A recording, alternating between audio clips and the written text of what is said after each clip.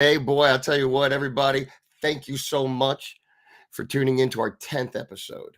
Well, yeah, that's right. We're into double digits here. Beating Cancer Today. We're currently broadcasting from several different platforms.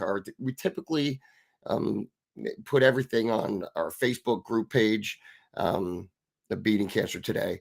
I don't know which platforms you're watching from. We're on 9 different platforms, I think, social media.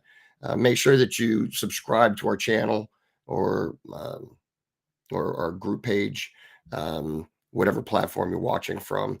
We really appreciate it, folks. I'm going to take a minute to tell you I'm not a doctor. I don't have any medical training whatsoever. I'm just a United States Marine that was diagnosed with stage 4 colorectal cancer, and after 3 years of treatment, I was sent home to die. Um, after all the efforts were exhausted, I should say. I was just sent home to collect myself. Okay. Um, all I mean, when you get something like that presented to you, it's hard to be positive about that, right? So that was almost 2 years ago, though. I was they exhausted all their efforts, and almost 2 years ago. I've had 7 scans since then. 7. Um, yeah, 7 scans. I'll tell you, although I feel that it was God's plan, the result of me getting healthy didn't stem from a new invention of some kind, a magic pill or something like that. I got healthy by getting my head right.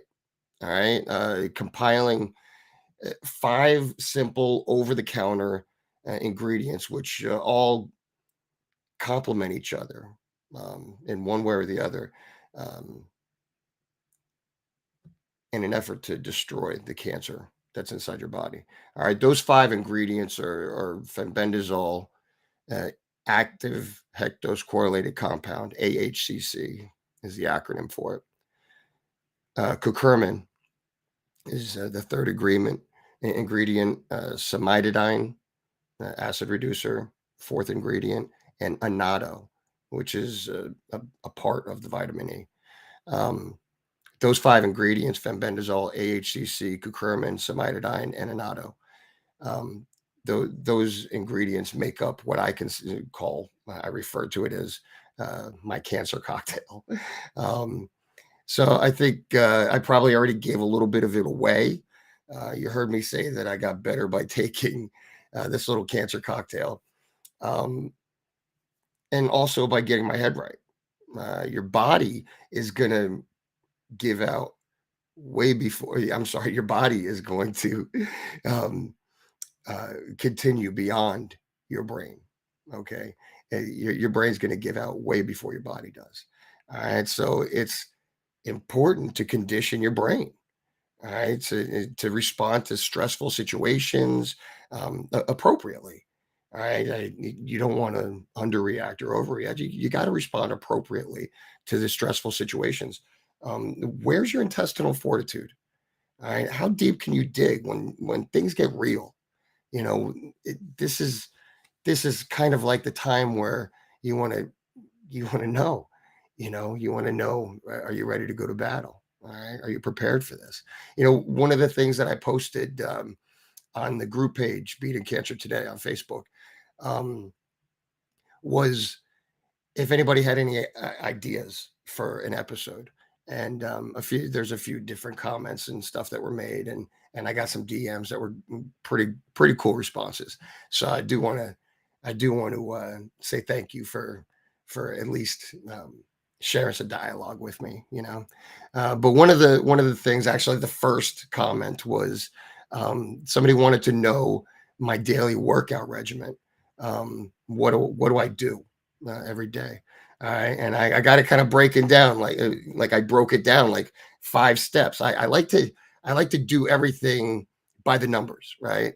So the first thing I do is I wake up, I get up, I get up before you. What time is that? I don't know what time that is, but it's before you. I can tell you that. I got to get up earlier. I got to start grinding quicker. I got to jump right into it. All right. Right after I get up before you and I beat you to the punch,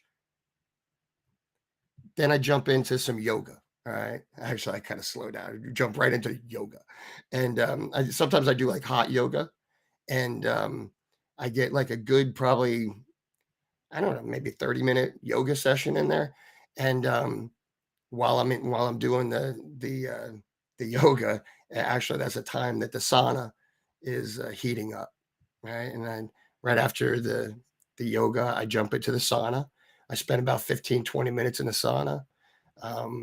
Shortly thereafter, I do a little meditation. That's when I say my morning prayers and I just kind of give thanks for the day, and I do a little meditation.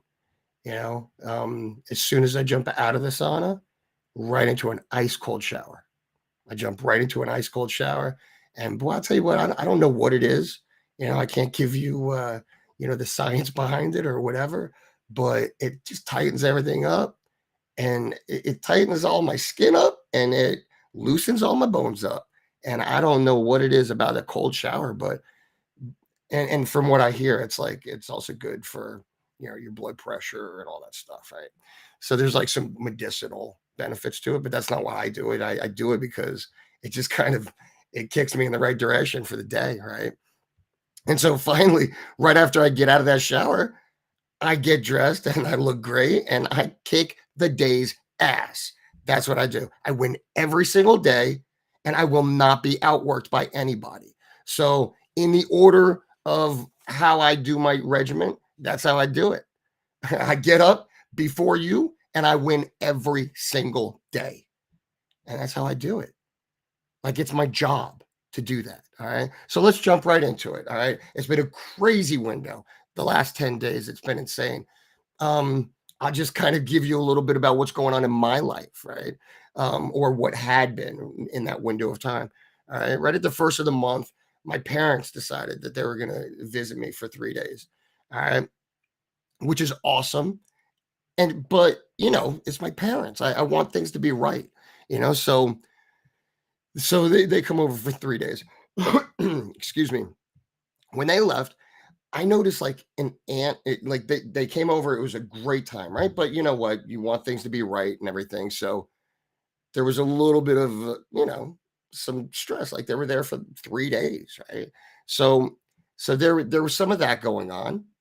But when they left, I noticed like we had like an ant infestation, right? Completely consuming uh, kitchen countertops, drawers, beds, couches, et cetera, et cetera, et cetera. They were everywhere. And so my parents leave, and the ants are crawling everywhere. And my sister is coming the following weekend. She's coming with her family to visit me. All right. In a couple days, so a couple days after that, she's arriving and I got this ant infestation, and they're coming for a fishing trip, right? So the bad part is, I went to go start my boat this morning, and one of my engines blew. So now my sister's coming over. I got I got problems with my boat and everything. But you know what? You once felt bad because you had no shoes until you saw a man with no feet, right? I thought all this it was terrible stuff going on or whatever, but you know what? Somebody's got it worse than me. So I'm just gonna go ahead and keep plugging away, trying to stay positive, but it's hard because lick after lick after lick after lick, and then and ants everywhere. So my my sister's coming to visit me for this fishing trip. I blow an engine on my boat. Now I got to figure out how to entertain her and her whole entire family, but I can't think about that right now because I just got a phone call, and one of my friends, a buddy of mine that I grew up with, I just found out that he died. Yeah, I felt bad because I didn't have shoes until I saw a man with no feet. Um, my sister and her family showed up.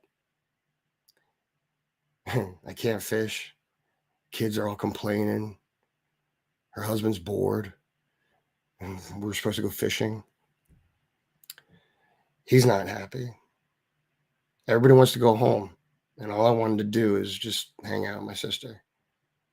And she was my like she's like my ride or die. Like everybody in that support system, right? That's my ride or die. She's my partner in crime, and all I wanted to do was hang out with her. But now I had nothing to offer, and and I kind of as I like I was telling her, hey, listen, I'm sorry, we can't do the fishing thing, and I kind of looked down, and all I can do is just see the ants crawling up my feet. I'm inside the kitchen and there's ants crawling up my leg, so so I'm really about to lose it. I'm about to lose my mind. But then I get a phone call and I find out that my uncle just died. And so things were definitely not cool. I mean the window is just insane, right? And I don't have a minute to grieve, because while we're standing there in the kitchen and the ants are crawling up my leg and my sister's crying and I'm crying, we're all crying and everybody's there and just coincidentally they just so happen to be gathering, visiting me. And we're all crying and then my power goes out. We're in my kitchen and my electric goes off. I only have partial power in my house.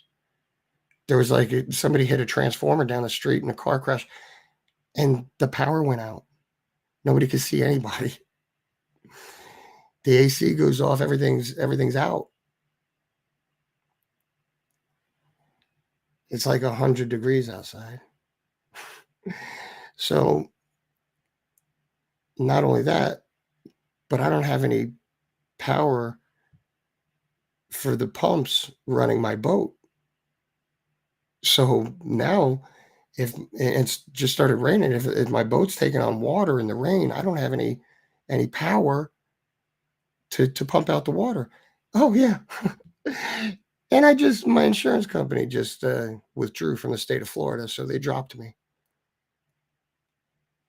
By the end of that 10-day period, man, I'm having temper tantrums. I'm fighting with my wife.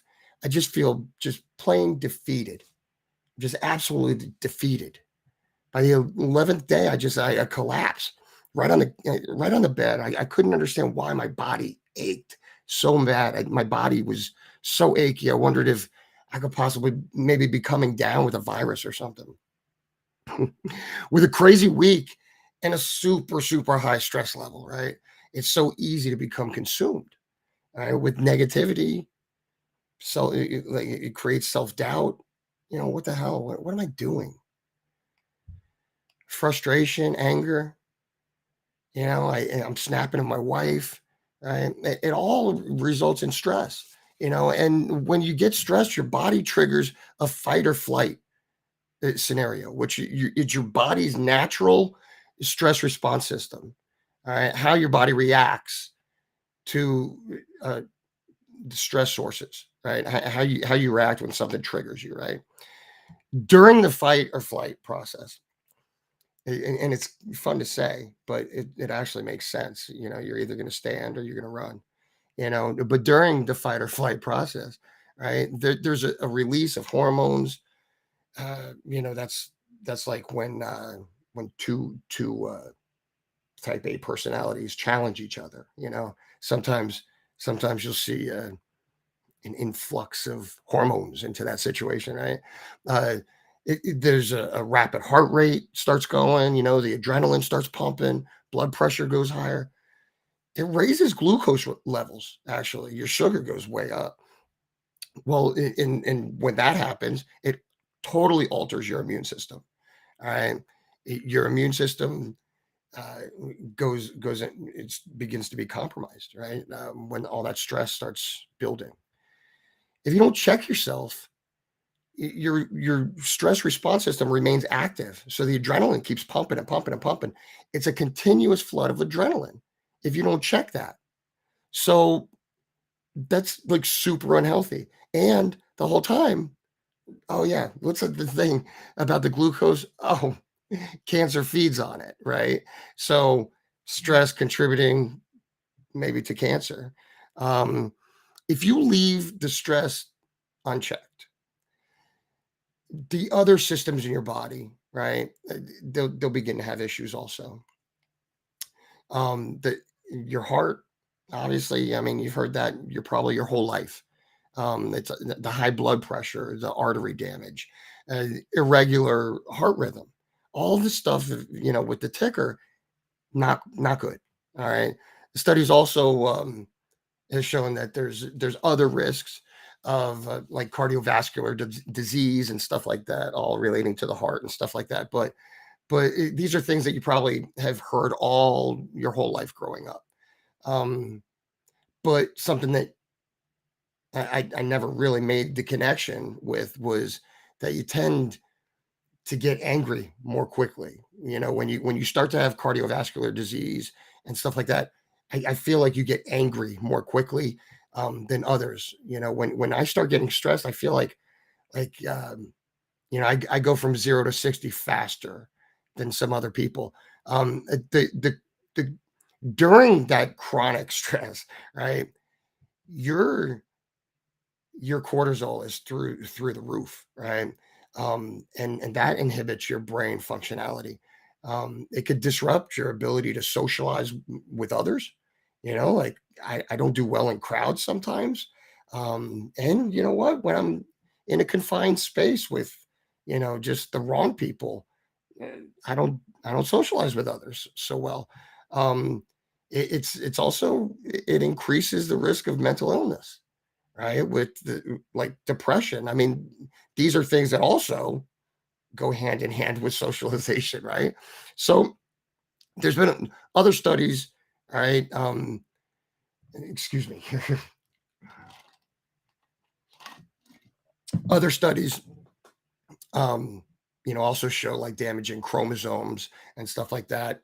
But all in all, it compromises your immune system, the body. It's the body's last line of defense. And it slows everything down, rendering the body is unable to fight even the simplest of viruses. The body can't fight it when you're overstressed. It's it's like the body can't defend itself. And when you have no immune system and your glucose is going through the roof, right? Cancer feeds on that, right? And you have no immune system, so you can't fight it off. So, I mean, I'm not saying that's the end all, that's the clinical explanation or whatever, but that's kind of the logical explanation that I came up with for the purpose of this discussion. So, pessimism affects more than just your emotional health. In fact, doctors have actually said that people with high levels of negativity are more likely to suffer from brain diseases, cardiovascular problems. If you're always stressed and everything, digestive problems, your gut doesn't work properly if you're always stressed. You can't recover from sickness. Like if I get a cold and I'm always stressed out, and my wife gets a cold at the same time and she's happy-go-lucky and carefree, she gets better quicker than I do in the same environment.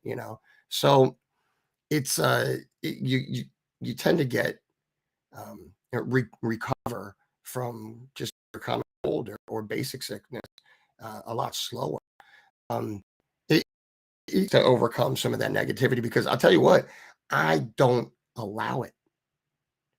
No way.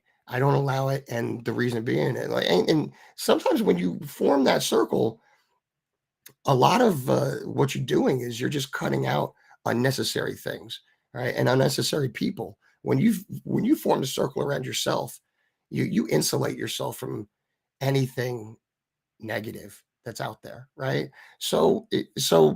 Here's other ways that you could control that or overcome it. All right, learn to recognize what's real. I mean, figure out what's real and what's not, and don't just focus on the bad stuff that you see, because folks, I tell you what, if you turn on the news, I just don't understand some things. I don't understand. There was just an earthquake in Morocco. I think there was 2,500 people died or 3,500 people died. I don't want to misspeak, but there's I mean, I should know because you can't flip a channel without seeing news about the earthquake in Morocco. But you know what you can't find anything out about right here in the United States is why there's 2,000 children still missing in Hawaii and over 10,000 people presumed dead. Why isn't there new media coverage on that? So I can't focus on this stuff, right? I just got to focus on what's real and what is, not the propaganda stuff that the media wants you to see versus not want you to see or whatever. I can't. I just can't focus on that. I got to concentrate on what's real and not the brainwashing or whatever bad stuff in the world. Live for the moment, live for today. Turn off all the noise.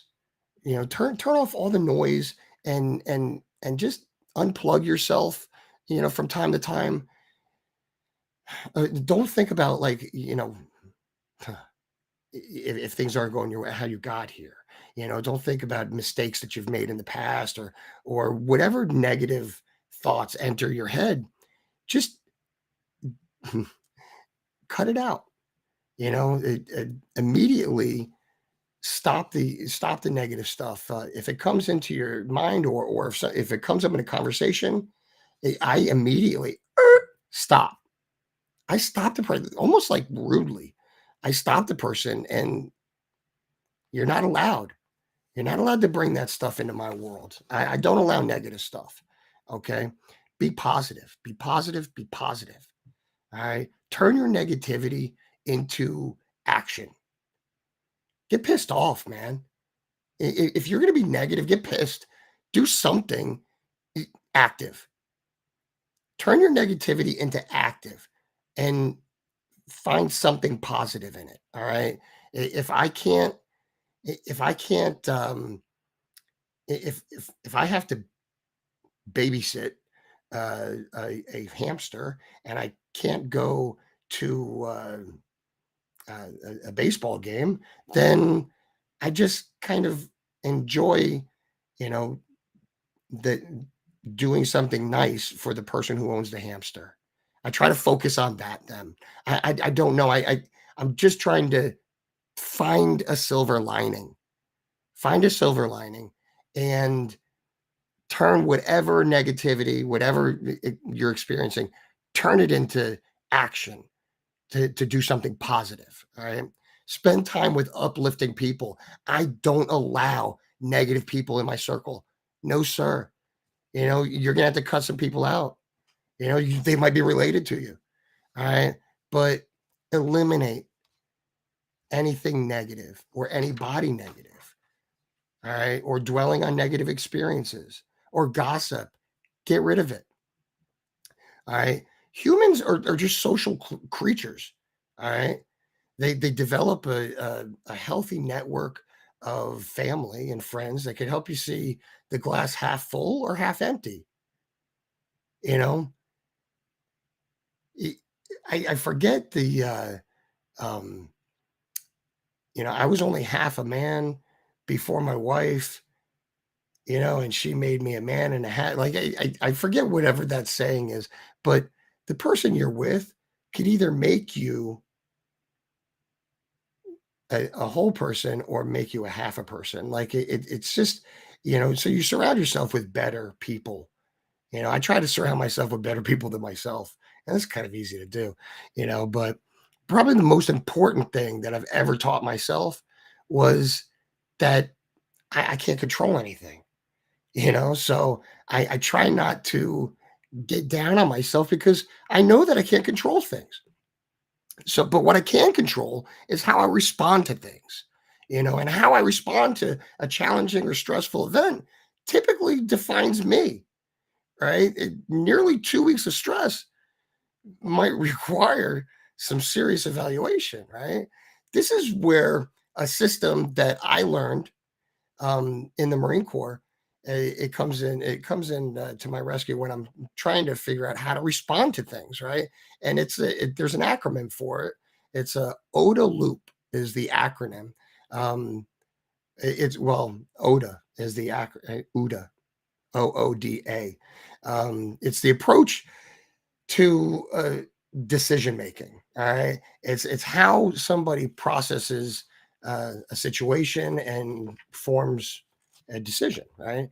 Um, the ODA stands for observe, orientate, decide, and act. OODA. Observe, orient, decide, and act. It's called a loop, ODA loop, right? That underscores the continuous nature of making a decision in a stressful situation. So as soon as I observe, orient, decide, and act, as soon as I act, I change the situation, and then I have to reevaluate and do it again, right? So I observe, right? I gain the situation, and like I see what's going on. I orient, I put everything in its place, contextualize, if you will. Um, Based on everything that I know, I figure out what the situation is. Then I got to make a decision based on what I know. I have to make a decision based on that. And then after I make a decision, I got to put it into effect. I have to act on it. All right. So, in the dynamic of things, when I'm making these split second decisions, I have to, every time, every decision I make, I affect the outcome. Right. So then I have to evaluate things and make another decision because it goes a different direction and a different direction and a different direction. So you have to constantly do the OODA loop. It's a loop. You're constantly making these observe, orient, decide, and act, right? You're constantly doing that. So when I when I break down how I respond to things, then it just kind of makes things a little bit less stressful for me to respond to them, right? Folks, this is the actual act of changing the narrative to control the outcome of a situation. It's the actual act of changing the narrative to control the outcome of a situation is the OODA loop, right? So when I say you need to get your head right, I mean to say that you should organize your thoughts and process the situation. I don't communicate so well sometimes, but that's what I mean. Get your head right. Organize your thoughts and process the situation. After you process the situation, devise a plan and execute it. So if you guys are here and you're in search of answers, all right, with your disease, and you're currently considering the what I call my cancer cocktail, all right, just understand that each one of the ingredients, right, it's comprised of the five different ingredients. All right, fenbendazole, cimetidine, active hectose correlated compound, AHCC, curcumin, and annatto. All right. It, each one of those ingredients was comprised in this cocktail because each one of them complement the next one. And that's based on the medical evidence that I have posted in the featured section of Beating Cancer Today on the Facebook group page. So just understand that, it wasn't like a reckless thing. I wasn't trying to commit suicide or anything like that. In fact, the opposite. Um, so it was important that I selected these five things that all complement each other. All right. And they're scientifically supported in the medical community to do so. So it wasn't reckless. I did it because it was the most logical thing that I was able to come up with. And it's worked. It's worked for me and for so many others. All right. So please, folks, share the videos and invite people to join this group so we could continue to build this network and grow this platform because it could potentially erase this disease from our lives. Right. Imagine that, erase this disease from our lives. I'm just gonna leave this with you, all right? And if you want to talk more about it, um, leave a comment on this video, and maybe we could do an episode on it. Uh, I'll just leave this with you. MD Anderson, which is like the number one, it's nearly the largest, I think, cancer center in the country, right? MD Anderson, all right, it's located in Houston, Texas. It employs over 22,000 people, all right? And imagine the ripple effect in Houston, Texas, right? If all of a sudden everybody found out that cancer's cured by a $7 animal pill and you don't need all these big cancer cities anymore. Could you imagine the ripple effect? All the hotels, the restaurants, the housing communities, the infrastructure. You would literally have vacant cities. 22,000, over 22,000 people. Their real estate, the land, the streets, the parks, the restaurants, the everything. The whole city's built around this, right? Because the Houston Astros ain't gonna carry it. I can tell you that. So that's not fair. I'm only kidding. I don't even watch it. Yeah. So could you imagine? So we're not fighting. All right. It's very important. It's very important that you take that into consideration. What the ripple effect would be if this cancer information got out about fenbendazole and this cancer cocktail. All right. I'll just, I'll quote a little scripture, Ephesians 6:12.